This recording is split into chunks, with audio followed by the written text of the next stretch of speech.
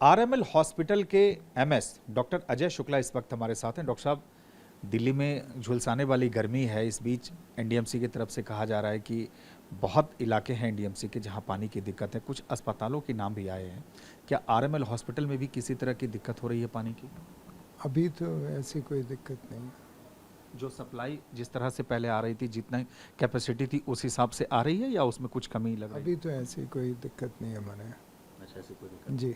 अच्छा, इस बीच डॉक्टर साहब हीट स्ट्रोक की क्या स्थिति है? डेडिकेटेड यूनिट आप लोगों ने बनाया है, अभी उसकी क्या स्थिति है हीट स्ट्रोक वाली यूनिट की? हीट स्ट्रोक के तो काफ़ी मरीज़ आ रहे हैं। पिछले 2 दिन में हमारे पास करीबन 22 मरीज़ आए थे। जी। तो अभी क्या उनकी स्थिति है? क्या सब ठीक ठाक हैं? क्या क्या आंकड़े हैं उनके? तो उन 22 में 5 लोगों की मौत हो गई थी। क्योंकि हीट स्ट्रोक में मोर्टेलिटी रेट बहुत हाई है, 60 से 70% है। अगर लोग लेट हो जाते हैं हॉस्पिटल में पहुंचने में और इलाज शुरू करने में, तो फिर इसमें मोर्टेलिटी रेट बहुत हाई है।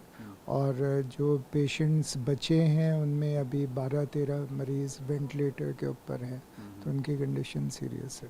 सीरियस है। तो क्या फौरी तौर पे डॉक्टर साहब क्या रीजन लग रहा है कि जैसे मोर्टेलिटी रेट इतना हाई होने के क्या कारण? क्या पेशेंट देर से आ रहे हैं या लोगों को समझ देर से आ रही है? क्या वजह क्या है? नहीं, हीट स्ट्रोक में वैसे ही मोर्टेलिटी रेट बहुत हाई होता है। तो जो पेशेंट्स बचने की उम्मीद होती है वो तभी बचते हैं अगर वो टाइम से पहुंच जाएं। तो अदरवाइज़ तो चांसेस बहुत कम है। एंड लोग क्या है ना, समझ नहीं पाते हैं कि उनको हीट स्ट्रोक हुआ है, उनको हॉस्पिटल जाना है। क्यों?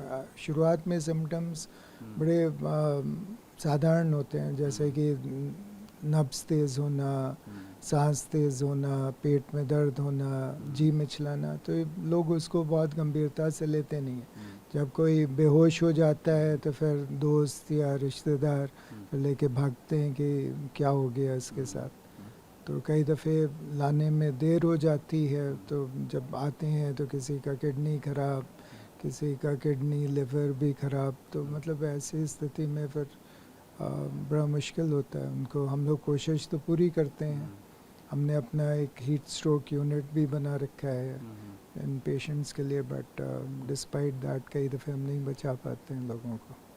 तो बस एक आखिरी सवाल डॉक्टर साहब, लोगों को क्या एडवाइस देंगे, कैसे ख्याल रखें इस भीषण गर्मी में खुद का?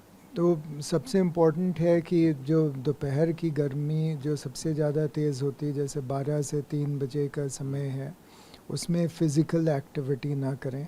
अगर बहुत ज़रूरी है करना है तो गैप लेके कोई ठंडे कमरे में जहाँ पे कूलिंग हो, प्रॉपर्ली वेंटिलेटेड हो, ऐसे कमरे में करें।